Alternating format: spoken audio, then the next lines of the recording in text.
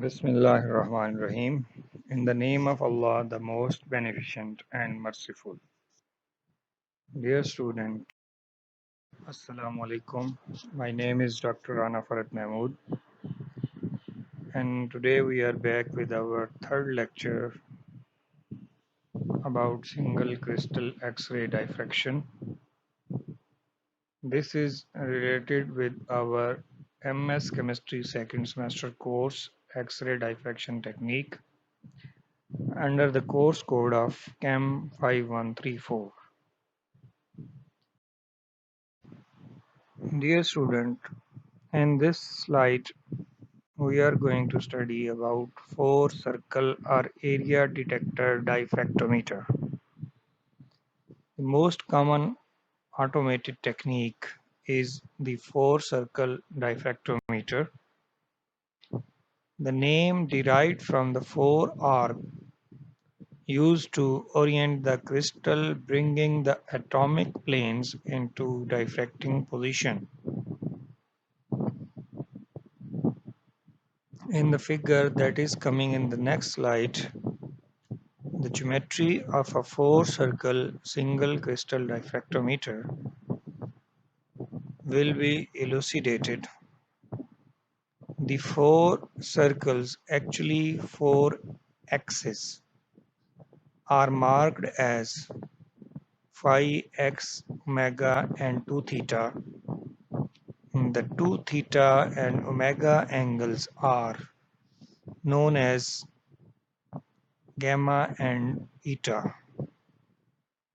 A notation we will often employ in a remainder to avoid clutter and confusion with other symbols. For example, the solid angles.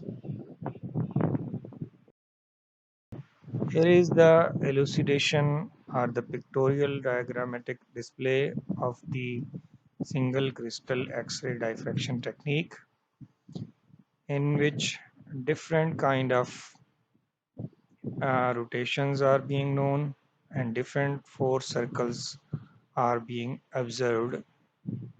One is here, that is rotation, symbolized by phi, and other is another rotation x, and other rotation is 2 theta, and other rotation is gamma. These are different kind of rotation that occurs in the single crystal X-ray diffraction, in which the crystal is rotated and observed by these four rotating circles. There is another elucidation in which we can see different kind of circle, one at the top denoted by phi, and other is here right on side, that is omega, and there is another rotation along x-axis, and there is another rotation which is denoted by 2 theta.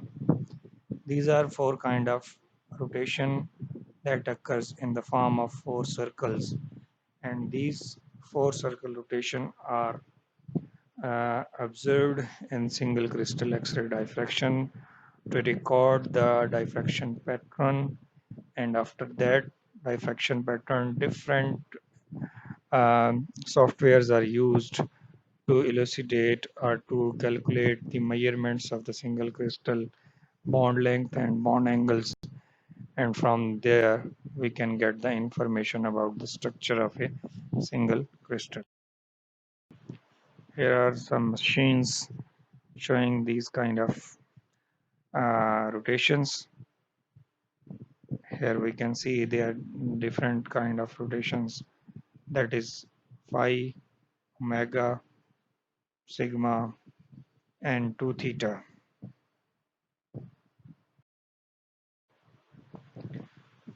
The diffractometer has an area detector and can collect a complete data set for a crystal in less than 6 hours. whereas traditional diffractometer use point detectors which measure the intensity of each diffracted beam individually in sequences. An area detector records the diffraction pattern over a large area of reciprocal specks simultaneously. The image is then stored digitally as a frame of diffracted intensity information. Many frames are collected in turns as the crystal is rotated in a series of small steps. The frames are then analyzed and the intensity of each individual reflection can be determined. Here is another pictorial diagram in which on one side we can see there is a XRD machine, single crystal X-ray diffractometer, and this is connected with the computer which uses some kind of mathematical software and which convert all the information coming from the X-rays in the form of diffraction pattern, and it calculate all these kind of diffraction pattern and give them another value which can be converted to use them in to find out a single structure of that crystal. And when we discuss about the instrumentation of single crystal X-ray diffraction, the X-ray generated uses a standard water-cooled tungsten filaments source, which produces MOK alpha radiation. It is typically used at 50 kilovolt and 40 milliampere 2 kilowatt power. The CCD charged coupled device area detector has a two-dimensional array of photodiodes that is in the form of 1024 into 1024 elements coupled by fiber optics to a light-sensitive phosphor screen. When X-rays strike the screen, light is produced, the intensity of which is measured by the photodiodes. The detector operates at minus 55 degrees centigrade for optimum signal to noise ratio, and the analog signal from the detector is digitalized by the camera known as Gandolfini electronics unit, which allows for adjustment of the detector gain and exposure times under control of the attached Pentium PC, and the data are transferred to the local network of silicon graphics computers which are used for data storage and analysis and also for structure refinement.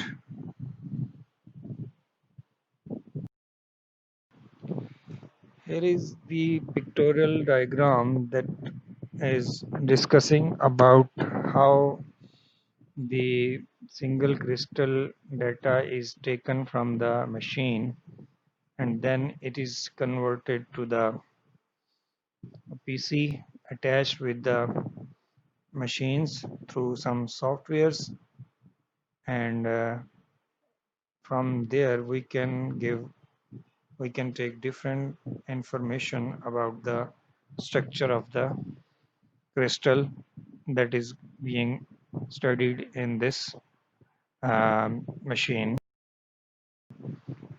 and working of diffractors could be studied in this slide. Here we can see that X-ray diffractometers consist of three basic elements. Number one, an X-ray tube. Number two, a sample holder. Number three, an X-ray detector. X-rays are generated in a cathode ray tube by heating a filament to produce electrons. Accelerating the electrons towards a target by applying a voltage and impact of the electron with the target material. And when the electrons have sufficient energy to dislodge inner shell of electrons of the target material, characteristic X-rays spectra are produced. These spectra consist of several components, of most common being K alpha and K beta. These are kind of X-rays which are generated by different shells present in the atom, and K alpha consists in part of K alpha 1 and K alpha 2, and K alpha 1 has a slightly shorter wavelength and twice the intensity as K alpha 2. The specific wavelength are characteristic of the target material. So here is the working of diffractometer, in which three basic elements like X-ray tube, sample holder and X-ray detectors are used. From there X-rays are generated, and these are generated by heating the filament to produce electrons, and these electrons are accelerated towards the target material by applying high voltage, and the impact of these electrons is such that they can eject the X-rays from that material. When the electrons with such sufficient energy strike the inner shell of the target material, then characteristic X-ray spectra are produced. These spectra consist of several components such as K alpha and K beta, and then K alpha can be further divided into two parts, K alpha 1 and K alpha 2. The difference between K alpha 1 and K alpha 2 is that K alpha 1 has slightly shorter wavelength and it has twice the intensity as K alpha 2. The specific wavelength are characteristic of the target material. By filtering by foils or crystal monochromators, it is required to produce monochromatic X-rays need for diffraction. Whereas K alpha and K alpha 2, K alpha 1 and K alpha 2 are sufficiently close in wavelength such that a weighted average of the two is used. Molybdenum is the most common target material used to produce such kind of X-rays for single crystal diffraction, where molybdenum K alpha radiation have wavelength of 0.7107 angstrom. These X-rays are collimated and directed onto the sample. When the geometry of the incident X-rays impinging the sample satisfy the Bragg equation, that is, the constructor interference occurs, then a detector record and process this X-ray signal and convert this signal to a count rate, which is then output to a device such as a printer or computer monitor. X-rays may also be produced using synchrotron, which emits a much stronger beam. Single crystal diffractometers use either 3 or 4 circle goniometer. Dear student, these 4 circles refer to the 4 angles 2 theta, x, phi, and omega that define the relationship between the crystal lattice, the incident ray, and detectors. The samples are mounted on thin glass fibers which are attached to the brass pins and mounted onto goniometer head. The adjustment of the X and Y and Z orthogonal direction allow centering of the crystal with the X-ray beams. Here is the pictorial diagrammatic display in which we can observe different kind of circles or the angles that have been discussed in the previous slide, and we can have a look on all these kind of circles that are known as 4 circles. So this is the CCD charged coupled device in which X-ray beams coming from the X-ray tube along x-axis when which strike on the single crystal mounted on the goniometer here, and it is scattered with different kind of angles producing that can be seen in this figure.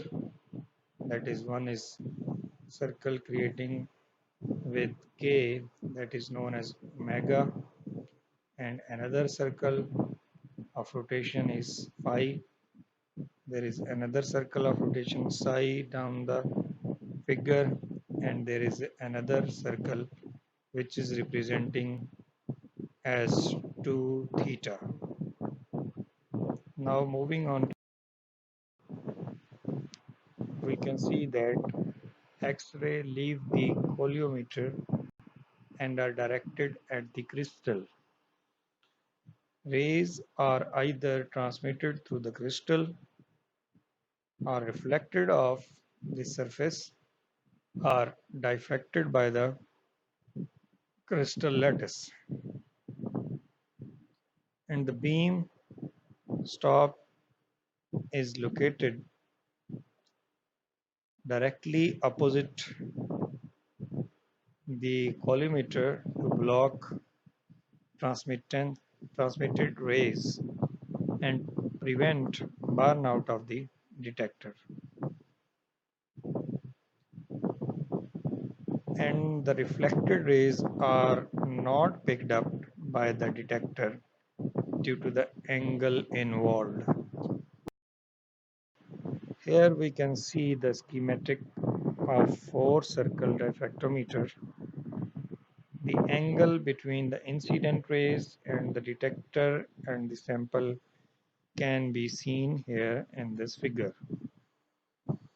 So here are different kind of circle that we can observe, and also different kind of angles that are produced by the incident rays when they strike the single crystal, and after that these rays are scattered making different kind of circle and angles, and these are diffracted towards the counter, and also some beams are also diffracted towards the beam trap. In the next slide, there is another 4 circle goniometer Uralian or kappa geometry, which is also showing that how X-rays are produced by the anodes of copper, and these X-rays are then passed through the focusing mirror or monochromator, which convert these rays into a single beam monochromatic rays that are then directed on the single crystal present on the goniometer in the XRD machine. And these X-rays, when strike the crystal, these are scattered at different angles by striking the atoms present in that single crystals, which are located to one another at certain angles, and distance is also present in some planes. And when these X-rays, after striking the single crystal, are scattered or pass through the planes, then these are directed towards the area detectors, where these scattered rays produce some spots which are called diffraction pattern. And each kind of crystals of different elements or molecules have different kind of diffraction pattern, which can be studied by using different kind of software attached to the X-ray machines by using some hi-fi computers. So here we can see that diffracted rays at the correct orientation for the configuration are then collected by the detectors. Modern single diffractometers use CCD Charge-Coupled Devices technology to transform the X-ray photons into an electrical signals, which are then sent to a computer for processing.